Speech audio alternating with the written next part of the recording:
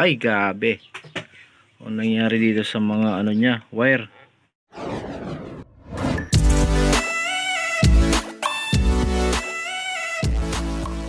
Ayun mga kailaw, ito yung beam 4. Try po natin i-testing kung ano po ang sira niya. Power on na natin.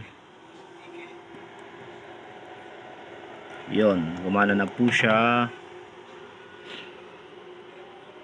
Antay lang po natin ng ilang seconds or mga 30 seconds kasi meron po talaga siyang delay. May counting po kasi yan yung mga motor niya, yung mga program niya.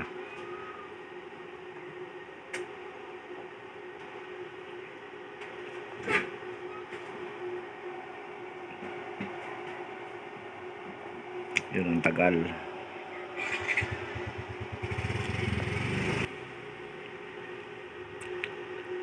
Ayun mga kailaw, ang sira po niya ay hindi po siya gumagana. Ang ano lang po nakalagay, welcome light. Yun. Pag ganito po, sira po ang sensor nito. Yan po ang ayusin po natin. Bubuksan po muna natin. Ay, gabi. Ano nangyari dito sa mga ano niya, wire? Putol-putol na baga to. I-trace ka po natin itong mga wire kasi halos pare-pareho itim na. Grabe, nilagyan ng grasa oh.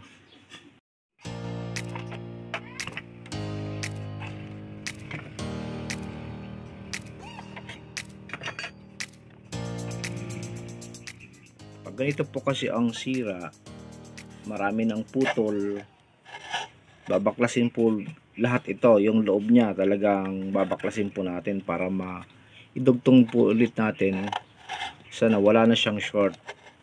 Saka ito nilagyan po ito ng grasa para siguro pag ikot-ikot malambot lang siya.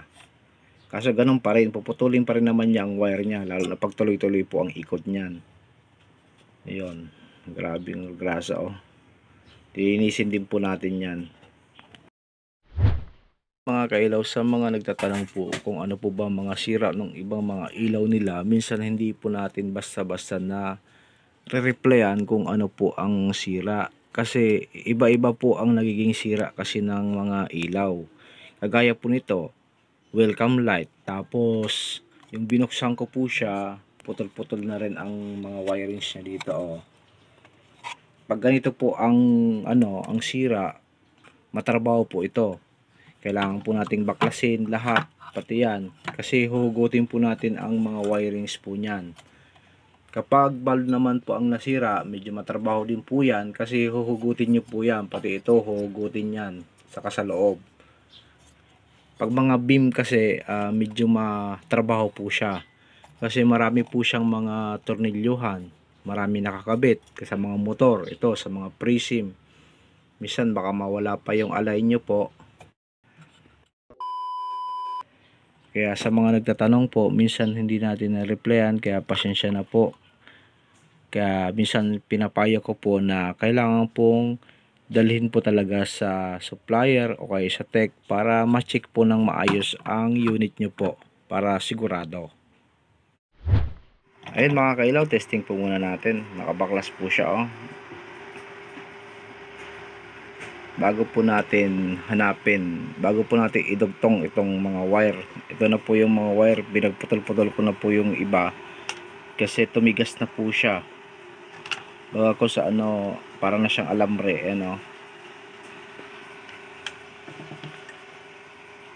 ang sira pa po niya ay welcome light. Yan, hanapin natin para mapagana po natin, para makita din natin kung ano pa ang pwede nating ayusin. Baka mamaya may pundi na rin ang bulb niyan. Ayusin po natin para matanggal natin ang welcome light. Ayan na po mga kailaw, natanggal na po natin. Yan, baklas na po.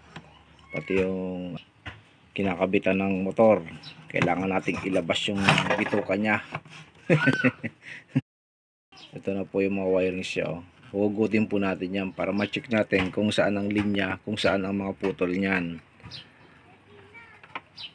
Ano na siya. operahan po talaga natin tong beam former. Ayan na mga kailaw, i-power plug na po ulit natin. Tingnan natin kung hindi na siya magwe-welcome light. Ayun, nag-steady na po yung ilaw niya, yung lens.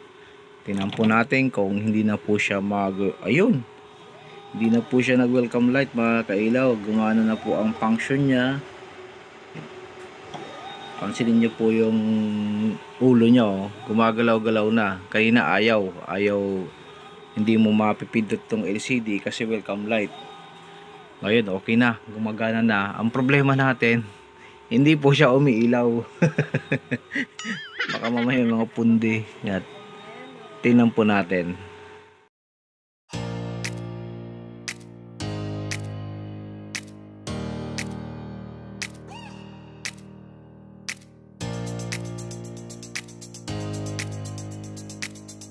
Baklas po talaga lahat. Marami pong babaklasin dito.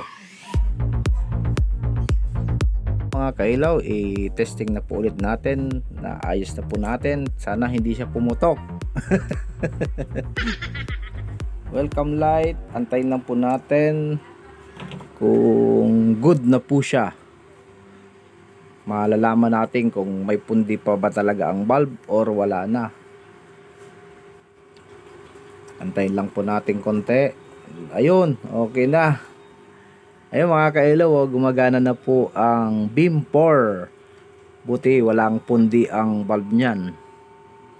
Ayun, kanina ayaw gumana. Welcome light, ayaw. Tapos may mga putol na wire. Buti na trace natin yung pinaka polarity niya.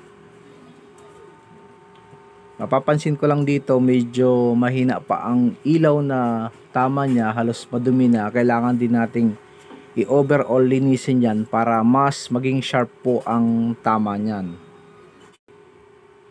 Ayos.